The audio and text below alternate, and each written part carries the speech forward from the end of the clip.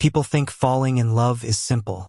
It isn't not when it is the kind of love you're not supposed to feel, not when the world already has 1,000 ways of telling you who you should or shouldn't hold close. For Liam Carter, love arrived the night his world was drowning in anatomy textbooks, coffee-stained notes, and the heavy silence of a life spent hiding. It didn't ask permission. It barged in, unannounced, wearing the face of his professor, Dr. Ethan Graves. Liam was 24, a second-year medical student at a university in Boston, sharp-minded but soft-hearted, the kind of boy who still blushed when someone held his gaze too long. Ethan was 41, the kind of man who seemed untouchable, polished shoes, precise words, a jawline that looked carved out of stone, and an aura that said he had already lived through storms Liam could only imagine. Their worlds should never have collided. But they did, one late evening in the medical lab when the fluorescent lights buzzed like secrets waiting to be told. Still here. Ethan's voice had startled Liam that night, low and smooth, carrying just enough warmth to make his chest tighten. Liam looked up, his cheeks heating. Yeah, just trying to make sense of the cranial nerves again. They don't like me very much. Ethan smirked, the kind of smirk that carried both authority and a strange softness. They don't like anyone, but you'll learn to tame them. It should have ended there, professor checking in on an overworked student. But it didn't. Ethan had walked over, leaned across the desk, their shoulders nearly brushing as he pointed to Liam's messy diagram. The air shifted. Liam could smell his cologne, subtle, expensive, grounding. For a fleeting moment, the world shrank down to the sound of Ethan's breath and the faint thud of Liam's own racing heart. It was ridiculous, Liam told himself later. He couldn't possibly be falling for his professor. And yet, the more he tried to bury the thought, the more it burned. Every lecture Ethan gave was torture in disguise, his deep voice curling around medical terminology, his eyes occasionally sweeping across the lecture hall, lingering a fraction too long on Liam. Or maybe that was Liam's imagination. Weeks passed. Boston grew colder.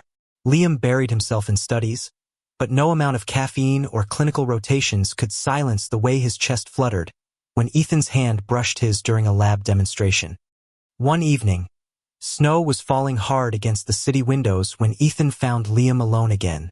"You push yourself too much," Ethan said, watching him scribble notes. "I can't afford to fail," Liam whispered, not looking up. His voice cracked with something deeper than exhaustion. Ethan was silent for a moment before answering. "You won't. I can promise you that." Liam finally lifted his head. Their eyes met, and in that gaze lived an ocean of things unsaid. Loneliness, longing, fear, and something Liam dared not name. The first crack in Ethan's armor came a week later. A rare smile that wasn't polished or professional, but real, like he had forgotten for a second who he was supposed to be. It was after class, when Liam made a joke about how medicine turned students into zombies.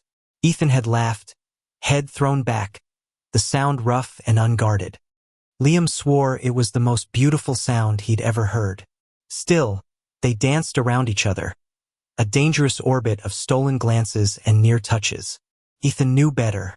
He had responsibilities, a reputation, a career that could shatter if anyone suspected. Liam knew he should bury his feelings, pretend, move on. But real love doesn't ask for permission. It just grows, reckless and stubborn. The breaking point came in the hospital corridors at midnight.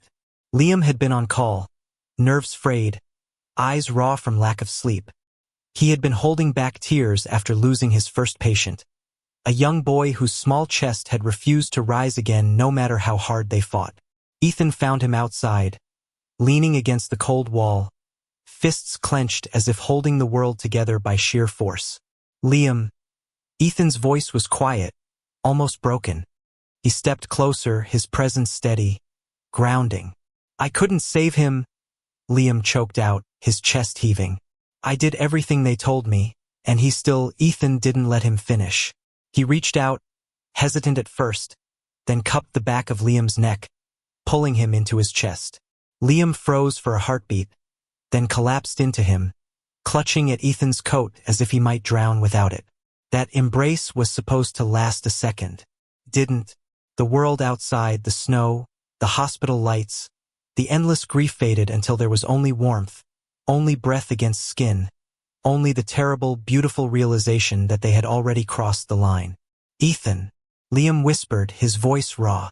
Ethan's hand trembled against his back. "I shouldn't." But neither of them pulled away. Not that night. Not ever again. The moment they allowed themselves to fall into each other's arms, there was no going back. Yet reality, cruel as it always is, caught up with them fast. The next morning, Ethan avoided Liam's eyes during lecture.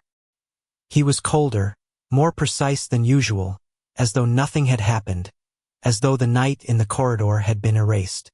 But Liam couldn't erase it. He couldn't forget the way Ethan's heart had pounded against his ear, the way his arms had held him like he was the only thing keeping him tethered to the earth. He replayed it endlessly, unable to accept Ethan's sudden distance. That week was torture. Ethan avoided being alone with him, and Liam pretended not to notice, though his chest ached every time. It wasn't until Friday evening, when Liam found himself outside Ethan's office door without even realizing he'd walked there, that the silence shattered. The professor was inside, his desk lamp throwing warm light across papers and tired eyes. When Liam entered, Ethan stiffened. "You shouldn't be here."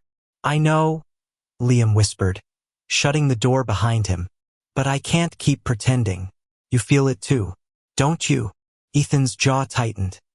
He turned away, staring at the shelves of medical journals as though they could shield him. "It doesn't matter what I feel. I'm your professor. This is dangerous for you, for me, for everything we've worked for." Liam's voice broke. "So what? We just keep living like ghosts? Pretending none of it's real?" For a long moment Ethan said nothing. The silence was unbearable, and Liam felt the sting of tears. Just as he turned to leave, Ethan's hand caught his wrist. Their eyes locked, raw and unguarded, and Liam knew. Ethan was just as lost as he was. The kiss that followed was desperate, almost violent with all the emotions they had buried. Ethan's lips were warm and trembling, tasting of coffee and exhaustion. Liam melted into it, clutching at his shirt as if afraid he would vanish. They kissed like men drowning, stealing air from each other because it was the only way to survive. But happiness born of secrecy is fragile. The whispers started small. A colleague noticed how often Ethan lingered near Liam during rounds. A student remarked on how the professor's gaze seemed to rest longer on one boy than anyone else. The tension grew like cracks in glass. And then, the explosion. The dean called Ethan into a meeting. Rumors had reached the administration. They were vague, unproven, but enough to plant suspicion. Ethan came out of the office pale, his hands shaking. That night, he called Liam and told him they had to end it. Liam refused. "You're scared. I get it. But running won't make this go away." Ethan's voice was hollow. "You're young, Liam. You have your whole life ahead of you. Don't waste it on me. Don't risk everything for something doomed." "You're not doomed," Liam said fiercely. "You're the only thing that's ever felt real." But Ethan hung up, and for weeks he kept his distance. Liam spiraled. His grades slipped, his focus shattered. Boston in winter felt like a cage, every streetlight a reminder of what he had lost. He hated Ethan for pulling away, yet he couldn't hate him fully, because love doesn't vanish on command. It lingers, stubborn and painful, like a wound that refuses to heal. And then came the night that changed everything. It was late March when a fire broke out in a nearby apartment building. Liam was on shift at the hospital when victims poured inburns, smoke inhalation, terror written on every face. Amid the chaos, Liam's hands moved on instinct, adrenaline drowning his despair. He didn't notice Ethan until later, rushing in, coat thrown over scrubs, eyes sharp with the kind of urgency only tragedy awakens. For hours, they worked side by side, barely exchanging words, but every movement in sync as if they were two halves of the same mind. When the last patient stabilized, exhaustion collapsed onto both of them. They stood in the quiet hallway, sweat and ash clinging to their skin, and for the first time in weeks, Ethan met Liam's eyes without walls. "You were incredible," Ethan whispered, his voice cracking. "So were you?" Liam said softly, then, after a breath, "Stop pretending we're not in this together. Stop pretending you don't need me as much as I need you."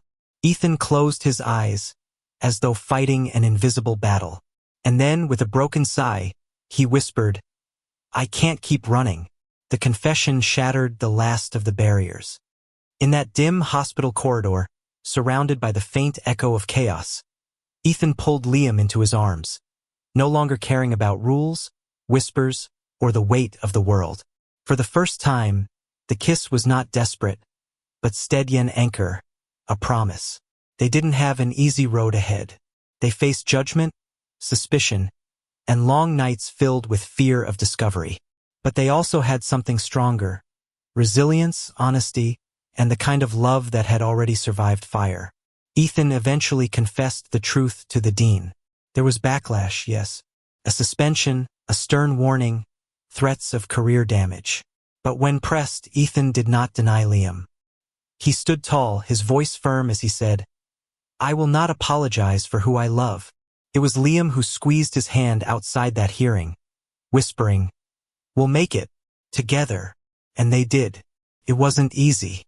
Nothing worth keeping ever is. But through sleepless nights, patient tragedies, and the quiet cruelty of judgmental eyes, they built something unbreakable. They carved out a life where love was not hidden but lived, fiercely and openly. Years later, when Liam walked across the stage to receive his medical degree, he looked out into the crowd. Among the sea of faces, one stood out: Ethan, his eyes shining with quiet pride. Their love was no longer a secret, no longer a shame. It was a story, scarred and beautiful, that had survived everything meant to destroy it.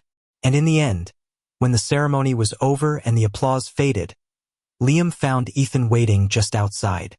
The world rushed around them: families, cameras, laughter, but Liam saw only him. "You were right," Liam whispered, smiling through tears. "I didn't fail." Ethan cupped his cheek, his voice low and steady. "No, Liam. You saved us both." Their kiss was gentle this time, unhurried, no longer born of desperation but of peace. And for the first time, Liam understood. Love doesn't just conquer, it heals. They had begun in secrecy, in fear, in the shadows of what the world said was forbidden.